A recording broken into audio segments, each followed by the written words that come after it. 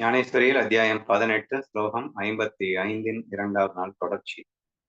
நேத்தே இந்த தன்னைத்தான் உணர்வது, பக்தன் கண்ணனை உணர்வது என்றால் என்ன?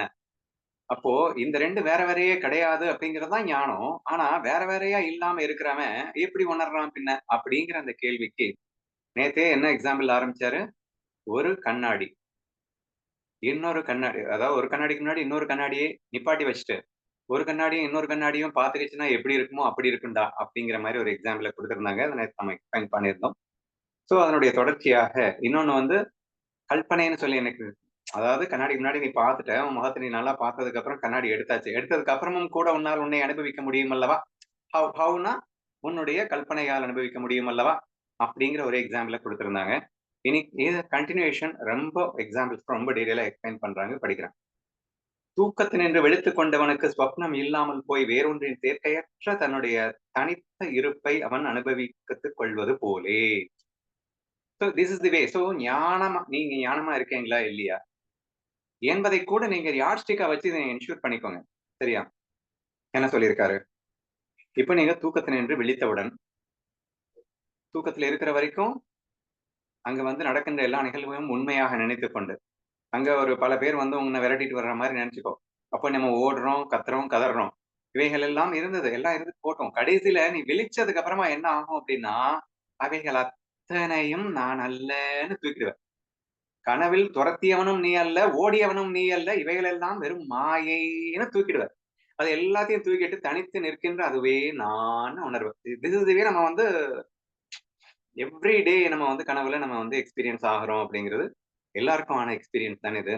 இதை இங்க எப்படி காட்டியிருக்காரு? தூக்கத்தினின்று விழித்துக் கொண்டவனுக்கு ஸ்வப்னம் இல்லாமல் போய் வேறொன்றின் சேர்க்கையற்ற தன்னுடைய தனித்த இருப்பை அவன் அனுபவித்துக் கொள்வது போலே அப்படின்னு சொல்லியிருக்காரு. சரியா? சரி, இந்த எக்ஸாம்பிள் ஈஸி தான். இந்த திருஷ்டாந்தமா புரியணும்ல. சாரி, சித்தாந்தமா, திராஷ்டாந்தமா அப்படின்னா தியரின்னு சொல்றதுல எக்ஸாம்பிள் எதுக்காக? ஒரு விஷயத்தை புரியறதுக்காக. அப்ப எக்ஸாம்பிள் புரிஞ்சாச்சு. எந்த விஷயத்தை புரிஞ்சுக்கிறதுக்காக இந்த எக்ஸாம்பிள் அப்படிங்கிறது ரொம்ப முக்கியம். இப்போ நான் யாரு, என்ன நான் புரிஞ்சுக்கிறது எப்படி அப்படிங்கறதான கேள்வி. அப்போ கனவுல இருந்தது யாரு? அவன் எப்படி தன்னை புரிஞ்சுக்கிட்டான்? கனவுல அவன் தான் இருந்தான். அவனே உலகமா இருந்தான். அவனே ஆயிரக்கணக்கான வியக்திகளாக இருந்தான். அவனே அவனை பார்த்து பயந்தான் அப்படிங்கிறது எல்லாமே இருந்ததுதான். பட் கடைசியில வெளித்தவன என்ன ஆச்சு அப்படின்னா, அது எல்லாமே மாயையாய் மறந்து விட்டது, மறைந்து விட்டது. தான் மட்டுமே என்று அவன் உணர்ந்தான் அப்படின்னு வருது இல்லையா? அப்ப இங்க வரும். இப்ப நான் யாரு அப்படின்னா, இப்போ எனக்கு ஒரு மனசு இருக்கு, எனக்கு ஒரு புத்தி இருக்கு, எனக்கு இந்த உலகம் இருக்கு. இதெல்லாம் எங்கிருந்து உருவானது? என் மனதிலிருந்து உருவானதுதான் இந்த உலகம். எப்படி கனவுக்குள்ள ஒரு மனசு இருந்தது, அந்த கனவுல இருக்கிற மனசனுடைய பிம்பம் தான் உலகமாக விரிந்ததுன்றத நீங்க பாக்குறீங்களோ, அதே மாதிரி அப்படியே வாங்க இந்த நினைவுலகத்துல. இந்த நினைவுலகத்துல நான் இருக்கேன், எனக்கு மனசு இருக்கு, எனக்கு புத்தி இருக்கு. இந்த மனமும் புத்தியும் சேர்ந்து ஒரு பெரிய உலகத்தையும் உருவாக்கியது. இங்க இந்த உலகம் இருக்கு. இந்த உலகத்துல எத்தனையோ பேர் இருக்காங்க. அவங்க எல்லாம் யாரு? நான் தான். என்னுடைய மனதினால் உருவாக்கப்பட்ட அவர்கள் தான். அப்புறம் இப்போ யாராவது என்ன திட்டுறாங்க, நான் பயந்து நடுங்குறேன். இல்ல நான் யாராவது கொஞ்சுறாங்க, ஆஹா ஓஹோன்னு சந்தோஷப்படுறேன்.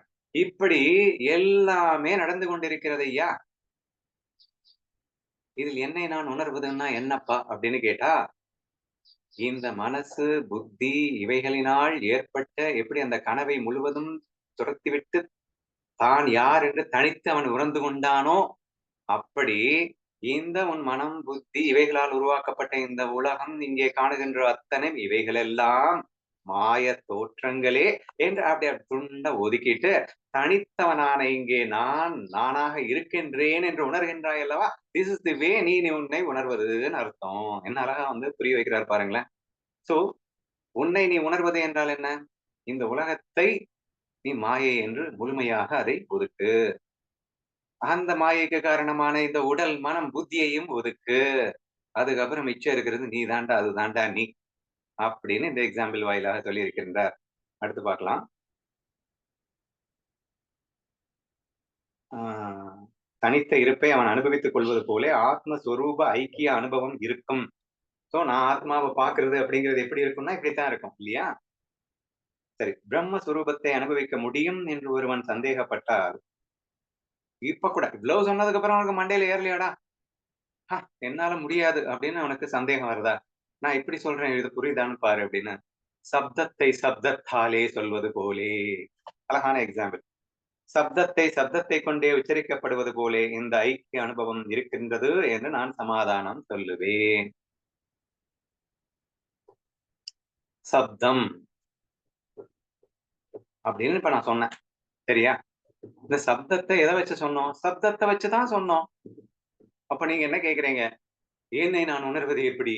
என்னை நான் உணர்வது என்னடா லூசு? என்னை வேற நான் வேறயா? சப்தம் சப்தத்தை வைத்தே உச்சரிக்கப்படுவது போல உணர்ந்துக்கோ. நீ உன்னையே உணர்ந்துக்கோ. நீதான் அது.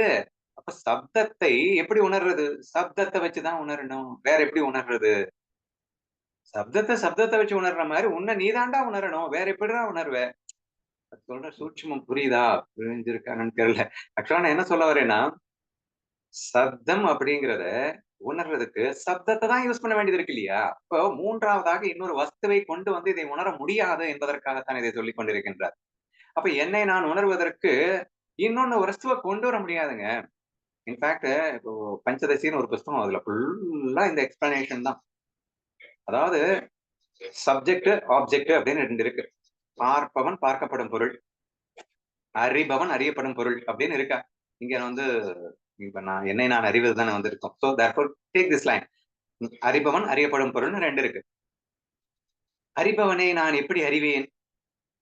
அறிபவனாகத்தானடி நீ இருக்கிற. அறிபவனை எப்படி அறிவேன்னா ஹவ் இட் இஸ் பாசிபிள்ங்க. அறியப்படும் பொருளை அறிபவன் அறியலாம். அறிபவனை அறிவது எப்படி அப்படின்னு கேட்டா என்னடா சொல்றது நானு? சோ சப்ஜெக்ட் ஆப்ஜெக்ட் கண்டுபிடிச்சிடலாம். சப்ஜெக்ட வச்சு ஆப்ஜெக்ட் உணர்ந்துடலாம். சப்ஜெக்டா தானே உணர்ந்துக்கணும். ஆப்ஜெக்ட் சி ஏதாவது பொருள் இருக்கா? அங்க கிருஷ்ணர் பொம்மை இருக்கு. சரியா? அது ஒரு பொருள்னு வச்சுக்கோங்க. நான் அந்த கிருஷ்ணர் பொம்மையை அறிந்தேன் அப்படின்னு சொல்லலாம். கிருஷ்ணர் பொம்மை என்ன அறிய முடியுமா? ஏங்க அறிபவன் அறிய பொருள் அறிஞ்சுக்கலாங்க. அறிய பெறும் பொருளை வச்சு எவன் அறிய முடியும்? It is reverse process is not possible அப்படின்னு புரிஞ்சுக்க ட்ரை பண்ணுங்க. இல்ல வேற எப்படி புரிஞ்சுக்கலாம் அப்படின்னா,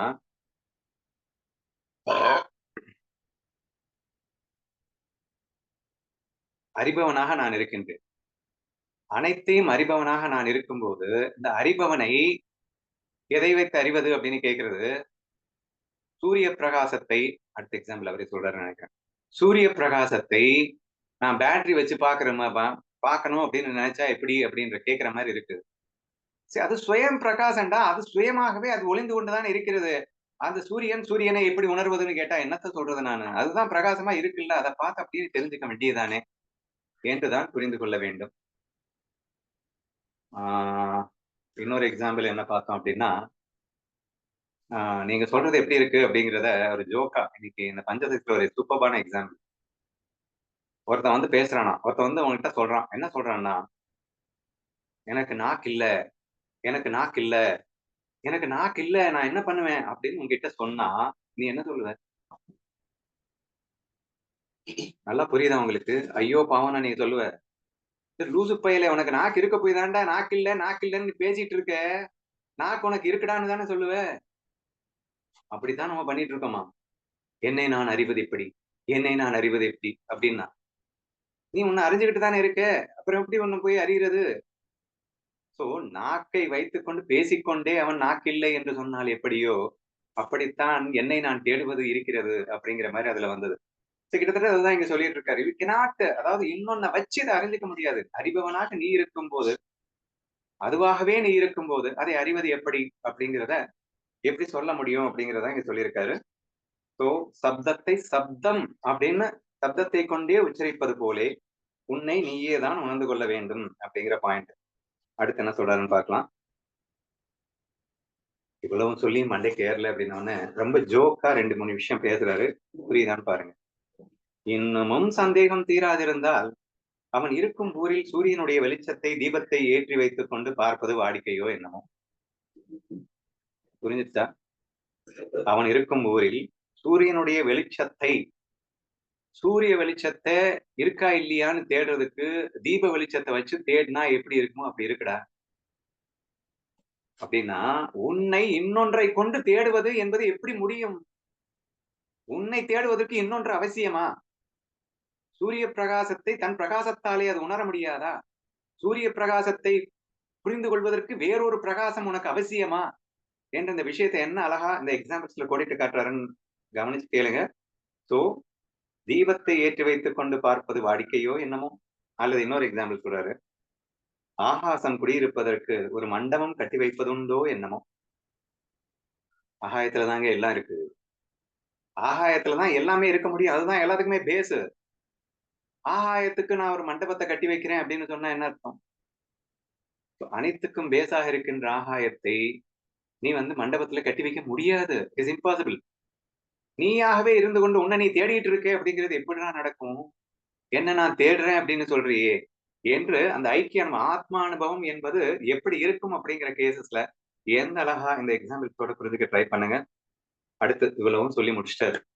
சோ என்ன சொன்னாரு? It is impossible to search you from the other object. அதாவது உன்னை நீ வேறொன்றை வைத்து அறிய முடியாது. இந்த விஷயத்த ரொம்ப தெளிவா சொல்லிட்டு நீ நீயாவே தான் இருக்க அப்படிங்கறத ஆழமா சொல்லிட்டு இதுக்கப்புறமும் உன் மண்டையில ஏறலைன்னா அப்படின்னு சொல்லிட்டு வேற மாதிரி ரிவர்ஸ்ல வண்டியை எடுத்துட்டு போறாரு. ஒருவனுக்கு ராஜ பதவி ஏற்படாத வரைக்கும் ராஜா ராஜாவாக இருப்பதின் சுகத்தை அனுபவிப்பது எப்படிப்பட்டது என்று எவ்விதம் அவன் தெரிந்து கொள்வான். இப்போ நீ நீயாவே தான் இருக்க. ஆனா அது நான் இல்ல நீ நினைச்சிட்ட. இப்ப நினைச்சிட்டு நான் அதை எப்படி கண்டுபிடிக்கிறது எப்படி கண்டுபிடிக்கிறது வேற ஏதாவது ஒரு உபாயம் சொல்லுங்கன்னு வேற நீ கேட்டுட்டு இருக்க. இப்ப இந்த ஸ்டேஜ்ல இருக்கிற நீ, அதாவது கிட்டத்தட்ட இன்னும் ஹையஸ்ட் ஸ்டேஜ்ல இருந்து பாத்தீங்கன்னா பொய் சொல்ற மாதிரி வந்துருது அப்படின்னு மாதிரி வருது. அதாவது தூங்குறவனை எழுப்பிடலாம், தூங்குற மாதிரி நடிக்கிறவனை எழுப்ப முடியாது அப்படின்னு சொல்லுவாங்கல்ல, அந்த மாதிரி இவங்க நடிக்க ஆரம்பிச்சிட்டாங்க. அதனால இவனுக்கு இப்போதைக்குள்ள நம்மளால எழுப்ப முடியாதுன்னு முடிவு பண்ணிட்டாரு. அதனால எக்ஸாம்பிள்ஸ் அப்படியே உள்டாம மாத்தி கொண்டு போறாரு. இவன் அதாவது அனுபவத்தால் அவன் உணர வேண்டும். அனுபவமே ஏற்படாம எப்படி கிடைக்கும் அப்படிங்கிற மாதிரி வேண்டுமென்றே அனுபவிக்கவில்லை. ஆனால் அனுபவிக்காத வரைக்கும் இவன் கேள்வி கேட்டுட்டு தான் இருப்பான். அவனுக்கு புரிய வைக்க முடியாது. அப்படிங்கிறது இந்த எக்ஸாம்பிள்ல சொல்றதா நீங்க பாருங்க. ஒருவனுக்கு ராஜ பதவி ஏற்படாத வரைக்கும் ராஜாவா இருப்பதின் சுகத்தை அனுபவிப்பது எப்படி? ராஜா அப்படிங்கிற அந்த ஃபீலோட நீ ராஜாவா இருந்தாதான் நீ வந்து அந்த ராஜ பதவினா எப்படி இருக்கும் அப்படிங்கறத அனுபவிக்கலாம். இப்ப இந்த எக்ஸாம்பிளோட மிக்ஸ் பண்ணுவோமே. இவன் ராஜாவே ஆயிட்டான். ராஜ பதவி கிடைச்சிருச்சு. எல்லாம் கிடைச்சிருச்சு. ஆனா அவன் சொல்லிட்டு இருக்கான், ஏங்க ராஜ பதவின்னா எப்படி இருக்குங்க? ராஜான்னா எப்படி இருப்பாருங்க? அப்படின்னு வந்து உன்கிட்ட கேட்டுட்டு இருந்தா நீ அவன்கிட்ட என்ன சொல்லுவ? உனக்கு ராஜான்னாலே என்னன்னு தெரியாது. ராஜ பதவின்னா என்னன்னு தெரியாது. அவன் ராஜாவா இருக்கான். ராஜ பதவியில இருக்கான். எல்லாத்தையும் அனுபவிச்சுட்டு இருக்கான். ஆனா சொல்றான், "டேய் நான் ராஜ பதவி எப்படி இருக்குன்னு தெரிஞ்சுக்கணும்னு ஆசைப்படுறேன். சொல்லேன்" அப்படின்னு சொன்னா என்ன சொல்றது? ஒண்ணும் சொல்ல முடியாது. சரியா? பதிலே சொல்ல முடியாதுல்ல. சோ அதான் இங்க சொல்லியிருக்காரு. எப்படிப்பட்டது என்று அவன் அனுபவிக்காதவரை அதை எப்படி தெரிந்து கொள்வான்? விச் மீன்ஸ் தட் நீ அதுவா தான் இருக்க. அதுவாவே இருந்து கொண்டு நான் இல்லன்னு நினைச்சிட்டேன்னா உனக்கு எப்படி புரிய வைக்கிறது? நீயா தான் புரிஞ்சுக்கணும். ராஜாவா இருந்து ராஜ பதவியை அனுபவித்துக் கொண்டு நான் எப்படி அனுபவிப்பதுன்னு வந்து கேட்டுட்டு இருக்கிறவனுக்கு it is impossible to prove. டேய் நீ அதுவா தான் இருக்க. நீ அனுபவி. இதை தவிர வேற என்ன பதில் சொல்ல முடியும்? அப்போ இப்ப நமக்கெல்லாம் பார்த்து இதை சொல்லிட்டு இருக்காரு ஞானதேவர். நம்ம ஞானத்தை தேடிக்கொண்டிருக்கிறோம், ஞானத்தை தேடிக்கொண்டிருக்கிறோம். உனக்குள்ளதான் அந்த ஆத்மா இருக்கு. நீ அதுதான். நீ எங்க போய் தேடிட்டு ஓடுற? அந்த ராஜா எப்படி வந்து ராஜ பதவியை தேடி ராஜ பதவியை அனுபவித்துக் கொண்டே அதை நான் எப்படி தேடுறது? அது எப்படி இருக்கும்? சொல்லுங்க, சொல்லுங்கன்னு தேடினா எப்படியோ அப்படித்தான் அந்த ஆத்மா உணர்வுன்னா என்ன? ஆத்மாவை எப்படி அனுபவிக்கிறதுன்னு நீங்க தேடிட்டு இருக்கீங்க. அதுவாத்தான் நீங்க இருக்கீங்க. அதை அனுபவித்துக் கொண்டே அதை அனுபவிக்கலன்னு நீங்களா நினைச்சிட்டு இருக்கீங்க என்ற அந்த உண்மையை அவர் வெளிப்படுத்துவதாக புரிந்து கொள்ள முயற்சி செய்யுங்கள். சூரியனுடைய சூரியனை அவனுடைய பிரகாசம் ஆலிங்கனம் செய்து கொள்ளாமல் இருட்டு அவனை எவ்விதம் ஆலிங்கனம் செய்து கொள்ளும். Super example. சூரியனுடைய பிரகாசம் தான் அவனை ஆலிங்கனம் பண்ணிட்டு இருக்கும். சூரியனை சுத்தி என்ன இருக்கும்? ஆலிங்கனம்னா கட்டி பிடிச்சிட்டு இருக்கு. எது கட்டி பிடிச்சிட்டு இருக்கு? பிரகாசம் தான் கட்டி பிடிச்சிட்டு இருக்கும். இருட்டா கட்டி பிடிச்சிட்டு இருக்கோம்? இல்ல இருட்டு கட்டி பிடிக்கத்தான் முடியுமா சூரியனை? கிட்டத்தட்ட அவர் என்ன சொல்றாருன்னா, டேய் ராஜ பதவியை மறைக்கத்தான் முடியுமா? ராஜ பதவி அனுபவிச்சுட்டு தானே இருக்க. ராஜ பதவியை வெறும் நீங்க ஆத்ம உணர்வுன்னு வச்சுப்பாங்க. அனுபவிச்சுக்கிட்டே வந்து எங்க இருக்கு எங்க இருக்குன்னு தேடுறதுன்னா நான் என்ன போய் சொல்றது? சூரியனை பிரகாசம் தான் ஆலிங்கனம் பண்ணிட்டு இருக்கோம். இருட்டா போய் பிடிச்சிட்டு இருக்கோம். இருட்டு எப்படி ஆலிங்கனம் பண்ண முடியும் அதுகிட்ட என்று ஒரு கேள்வியை எழுப்புகின்றார். அடுத்து, குன்றிமணியால் ஏற்பட்ட ஒரு நகை ரத்தினங்களின் சோபையை வெளிப்படுத்தி வைக்க முடியுமா? குன்றிமணின்னா என்னது? சின்ன பாசி மாதிரி சொல்லுவாங்கல்ல அதுவா? சோ ஒரு பாசி வந்து ரத்தினங்களின் சோபையை வெளிப்படுத்த முடியுமா? ரத்தினமாக இருந்து கொண்டு தன்னை குன்றிமணி என்று நினைத்துக் கொண்டிருந்தால் அதற்கு அந்த ரத்தின சோபை எப்படி புரியும் அப்படின்னு கூட நீங்க இந்த எக்ஸாம்பிள் எடுத்துக்கலாம். ஆகவே என் சொரூபமாய் ஆய்விடாதவனுக்கு நான் எங்கே இருப்பேன் அப்படின்னா இந்த இடத்துல என் சொரூபம்ன்றது அவன் அவனாய் ஆகிவிடாத வரைக்கும் அவனுக்கு அவன் எங்கே கிடைப்பான் அப்படின்னு புரிஞ்சுக்க ட்ரை பண்ணுங்க. ஞானமாக பக்தியாக பார்க்கும்போது கண்ணனும் நானும் ஒண்ணுதான். ஸோ கண்ணன் சொல்றான் என் சொரூபமாக ஆகிவிடாதவனுக்கு நான் எங்கே இருப்பேன் அப்படின்னா அவன் வேற கண்ணன் வேறன்னு அர்த்தம் கிடையாது. அவனும் கண்ணனா தான் இருக்கான். ஆனா கண்ணனா இருந்துகிட்டே நான் கண்ணன் இல்லைன்னு சொல்லிட்டு இருக்கானே. அப்படி இருக்கும்போது நான் எப்படி கிடைப்பேன் அவனுக்கு? சோ எங்கும் கண்ணன் எல்லாம் கண்ணன்னு புரிஞ்ச விஷயம் தெரிஞ்ச விஷயம் அதுதான் இருக்கு. ஆனா இல்லைன்னு சொல்லிட்டு இருக்கிறவனுக்கு நான் எப்படி கிடைப்பேன் அவனுக்கு? அவன் கண்ணுக்கு எப்படி எல்லாமே கண்ணனா தெரியும்? அவன் கண்ணனாக இருக்கிறான், எல்லாம் கண்ணனமாக இருக்கிறது. ஆனால் அதை அவன் உணராத வரைக்கும் அவனுக்கு தெரியாமல் போய்விடுகிறது. அப்படியான பின் அவன் என்னை பூஜை செய்கிற அவன் எப்படி பூஜை செய்வான்? பஜிக்கப் போகின்றான். அவன் என்னை பஜிக்கவே முடியாது என்று நான் சந்தேகமற சொல்லுகின்றேன். ஆகவே காருண்யம் நெக்ஸ்ட் பாருங்க எத்தனை எக்ஸாம்பிள் இது. காருண்யம் அடைந்தவன் காருண்யத்தின் சுகத்தை அனுபவிப்பது போலே. காருண்யம் எப்படி இருக்கும்? காருண்யம்னா என்னமோ நினைச்சிடாதீங்க, இளமை. இந்த இளமை எப்படிங்க இருக்கும்? இளமை எப்படி இருக்கும் அப்படின்றது இளமையா இருந்து பார்த்துதான் தெரிஞ்சுக்கணும். வேற எப்படி தெரிஞ்சுக்கிறது? அல்லது இளமையில இருக்கும் போதே நான் இளமை எப்படி இருக்கும்னு ஒருத்தன் கேட்டுட்டு இருந்தா அவன் எப்படி தெரிஞ்சுக்கிறது? அவன் அப்படித்தான் இருக்கான்னு அவனா உணர்ந்துதான் தெரிஞ்சுக்கணும் இல்லையா? சோ காருண்யத்தின் சுகத்தை அனுபவிப்பது போலே தான் நான் ஆகிவிட்ட கர்மயோகி என்னை அனுபவிக்கின்றான். அப்போ நான் ஆகிவிட்ட கர்மயோகின்னு என்ன அர்த்தம்? அப்போ எல்லாரிடத்திலும் கண்ணனே இருக்கின்றான், நானும் கண்ணனேன்னு புரிஞ்சுக்கிட்டான். இப்போ கண்ணன் சொல்றான் நான் ஆகிவிட்ட கர்மயோகி. அப்போ அந்த யோகியானவன் தான் கண்ணன் என்று புரிந்து கொண்டு யார் அனுபவிக்கிறான்? கண்ணனை தான் அனுபவிக்கிறான். தன்னை தான் அனுபவித்தல் அப்படிங்கிறது ஞானத்துல இருக்கு. இங்க பக்திக்காக கண்ணன் கண்ணனை அனுபவித்தல்னு வரும். பெருசா டிஃபரன்ஸ் ஒண்ணும் இல்ல, கன்ஃபியூஸ் ஆயிடாதீங்க. சரியா?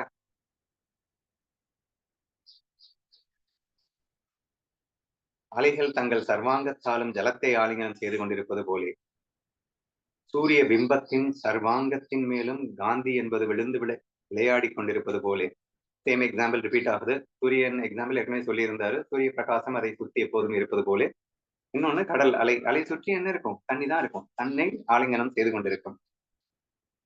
அந்த ரெண்டு எக்ஸாம்பிள் எதுக்கு சொல்லியிருக்காருன்னா அவகாசம் என்பது ஆகாசத்தின் மேல் புரண்டு கொண்டிருப்பது போலே. நம்ம ஏற்கனவே சொல்லியிருக்கோம் டைம் ஸ்பேஸ் தியரி அப்படின்னு சொல்லிட்டு. The time is not different from space. ஸ்பேஸுக்கும் டைமுக்கும் சம்மந்தம் இருக்கு. ஸ்பேஸ் அப்படிங்கறத நீங்க என்னவா நினைச்சுக்கணும்னா திரையா நினைச்சுக்கணும். டைம்னா என்ன? அந்த திரையில் ஓடுகின்ற நிழல்கள். இவன் பஞ்சபூதங்களும் எதுல இருக்கு? ஸ்பேஸ்ல தானே இருக்கு. மீதி 4 பூதங்களும் இதெல்லாம் வந்து ரன் ஆகும். ஆனா ஸ்பேஸ் ரன் ஆகாது. ஆனா அந்த ஸ்பேஸ் ஓடுது அப்படின்னா இந்த ஸ்பேஸ்ல இந்த டைம்ல அது மட்டும் தான் இருக்க முடியும். இதுக்கு நான் என்ன எக்ஸாம்பிள் காட்டியிருந்தோம் அப்படின்னா ஒரு திரைப்படத்துல 2வது நிமிஷத்துல இந்த காட்சின்னா அந்த காட்சி தான் இருக்கும்.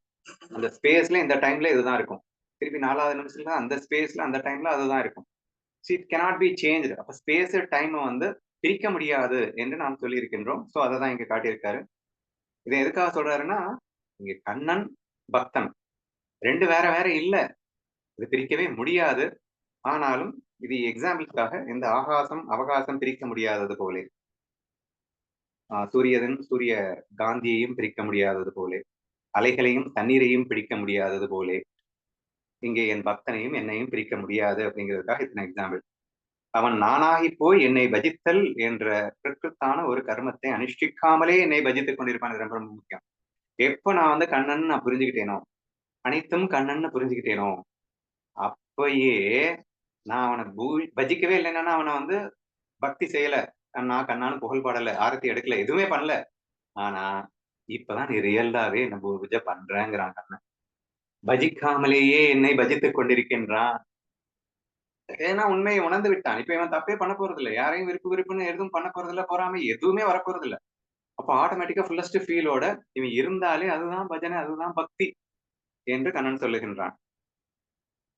இது இன்னும் அழகா எக்ஸாம்பிள்ஸோட சொல்றாரு. கணம் என்பது தங்கத்தை பஜித்துக் கொண்டிருப்பது போலே. நீயா இருந்தாலே அதுக்கு பேரு தாண்டா பூஜை பஜனை எல்லாம். என்ன அழகா சொல்றாரு, கணம் என்பது தங்கத்தை பஜித்துக் கொண்டிருப்பது போல. கணம்னா டென்சிட்டின்னு இங்கிலீஷ்ல சொல்லுவாங்க. அடர்த்தி அப்படின்னு கூட சொல்லலாம்.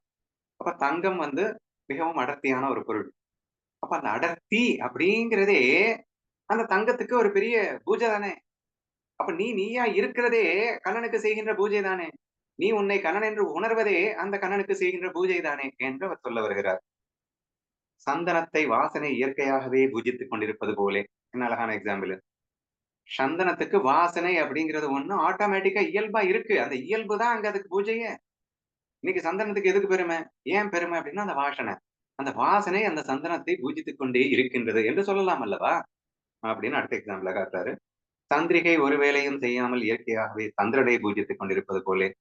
சந்திரிகைன்னா சூரியன், சூரியகாந்தி போல சந்திரிகை சந்திரன் அப்படின்னு எடுத்துக்கோங்க. அது ஆட்டோமேட்டிக்கா அது இயல்புல அது பாட்டு ஒளிர்ந்து கொண்டிருந்தாலே அது அதற்கு செய்யும் பூஜையாகத்தானே கருதப்படுகிறது அப்படின்னு சொல்றாரு. ஒரு கிரியைக்கும் இடம் கொடுக்காததான பிரம்மத்தோடு ஒன்றுபட்டு நிற்கும் அத்வைத நிலையில் பஜனை என்பது இருக்கின்றது. நானும் கண்ணனும் எல்லாமும் இங்க ஒண்ணுதான்ற அந்த ஒண்ணுங்கிறதான் அத்வைத நிலை. சரியா? அந்த அத்வைத நிலை அந்த அந்த நிலைக்கு வந்துட்டேன். நான் எந்த கிரியையும் செய்ய வேண்டாம். ஆனா செய்யலைன்னாலும் அதுக்கு பேரு தான் பஜனை. நீ வந்து பூஜை எடுத்தாதான் வந்து பஜனைன்னு இல்ல. நீ அத்வைத நிலையில நின்னுட்டாலே அதுதான்டா பஜனை. ஏன்னா இதுதானே உண்மை, இதுதானே தன்மை, இதுதானே இயற்கை. அந்த ப்ராப்பர்ட்டியா இருக்கிறது. தங்கத்துக்கு கனம்ங்கிறது ப்ராப்பர்ட்டி. அந்த ப்ராப்பர்ட்டி ஆயிட்டேனாலே அந்த ப்ராப்பர்ட்டி தான் தங்கத்துக்கு பஜனை. சந்தனத்துக்கு வாசனை என்பது ஒரு பஜனை. சூரியனுக்கு சூரிய காந்தம் இந்த கதிர்கள் அப்படிங்கிறது அதற்கு செய்கின்ற பஜனை என்பது போல் நீ அத்வைத சுரூபத்தில் நின்றாலே போதும் அது எனக்கு செய்கின்ற பஜனை. உன்னை நீ உணர்ந்தாலே போதும் அது எனக்கு நீ செய்கின்ற பஜனை என்று கண்ணன் சொல்லுகின்றான்.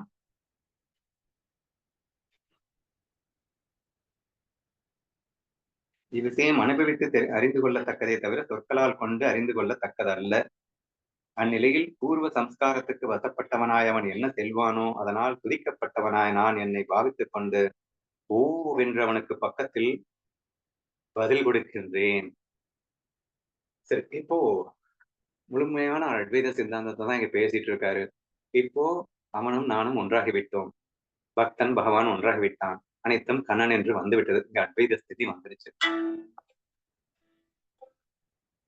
இப்ப அத்வைத ஸ்திதி அவனுக்கு வந்ததுக்கு அப்புறம் அவன் என்ன செய்வான் அப்படின்னா கண்ணனிடத்திலேயே முழுமையாக சரணாகதி செய்து விடுகின்றான்னு சொல்லலாம். அல்லது ஞானத்திலிருந்து சொல்லணும்னா தன்னுடைய மனம் புத்தி அப்படிங்கிறது வெறும் வேஷம் தானே. இந்த வேஷத்தை இத்தனை நாள் நம்பி நம்பி மோசம் போனேனே என்று அவன் புரிந்து கொண்டு விட்டான். அப்ப இந்த வேஷத்தை நம்பி மோசம் போனதேன் என்று புரிந்து கொண்ட அவன் இனி வேஷத்தை நம்புவதில்லை என்று முடிவெடுத்து விடுகின்றான். அப்படின்னா என்ன? இந்த வேஷம் போட வேண்டிய அவசியமே இல்லை, அட போடா அப்படின்னு முடிவெடுத்தான். ஆனாலும் இப்ப வேஷம் போட்டு வந்துட்ட, நடிக்க வந்ததுக்கு அப்புறம் உடனே ஓடியா போக முடியும்? இந்த உடல் எடுத்து வந்தாச்சு. அப்ப உடல் இருக்கிற வரைக்கும் இந்த வேஷம் இருக்கத்தான் செய்யும். ஆனாலும் நான் அதில் பங்கேற்க போவதில்லை என்று அவன் முடிவு செய்து விட்டால் என்ன ஆகும் அப்படின்னா பூர்வ கர்மானுசாரம் அப்படின்னா நாம ஏற்கனவே சேர்த்து வச்ச அந்த கர்மாவின் அடிப்படையில இந்த உடம்புக்கு என்னென்ன வரணுமோ அது வரத்தான் செய்யும். அப்போ இங்கே நான் செய்யாமலே ஆட்டோமேட்டிக்கா அங்க என்னென்ன செய்யணுமோ அது தானாக நடக்கும் அப்படிங்கிறதுதான் ரொம்ப ரொம்ப முக்கியம். பக்தன் பகவானோட சரணாயிட்டா அதுக்கப்புறம் இவனுக்கு எதுவுமே செய்ய வேண்டிய அவசியம் இல்லை. ஏன்னா ஆசையே இல்லை ஃபர்ஸ்ட். அப்ப அதை செய்யணும் இது செய்யணும்னு தோணாது. நெக்ஸ்ட் நீ எதுவுமே பண்ணலைனாலும் யாராவது உன்ன தேடி வருவாங்க, ஏதாவது கேட்பாங்க, செய்வாங்க. நீ அவங்க கேள்வி கேட்டா நீ பதில் சொல்லித்தானே ஆகணும். அப்ப அதை செய்வ. அது எப்படி இருக்கும்னா இயல்பா இருக்கும், இயற்கையா இருக்கும், முயற்சியின்றி இருக்கும், எஃபோர்ட்லெஸ்ஸா இருக்கும், ஆட்டோமேட்டிக்கா இருக்கும். This is very very important. அப்போ இது நீயாக முயற்சி நான் செய்கிறேன் என்ற பாவமே இல்லாம அது தானாக நடப்பது போல் இருக்கும். இந்த நான் நான் வந்து எதுவுமே செய்யல. ஒரு கிரியையும் இல்லாமல் நான் பாட்டுக்கு இருக்கேன். பட் ஏதோ ஒரு யாராவது கேட்கறாங்க, ஏதோ சொல்றாங்க அப்படிங்கிறப்ப நான் ஏதோ ஒண்ணு செய்றேன். இத நான் செய்கிறேன்ற பாவமே என்கிட்ட இல்ல. அது ஆட்டோமேட்டிக்கா தான் நடக்குது. ஆனா இந்த ஆட்டோமேட்டிக் ஆக்ஷன கண்ணன் எப்படி எடுத்துக்கொள்கின்றான் என்றால், தனக்கு செய்கின்ற மிகப்பெரிய பூஜையாக எடுத்துக்கொள்கின்றான். இப்ப நம்ம செஞ்சா என்ன ஆகும்? நம்ம அகங்காரத்துல திமிரு பிடிச்சு போயிட்டு பண்ணிட்டு இருப்போம். அதை எப்படி அவன் பூஜைன்னு சொல்லுவான்?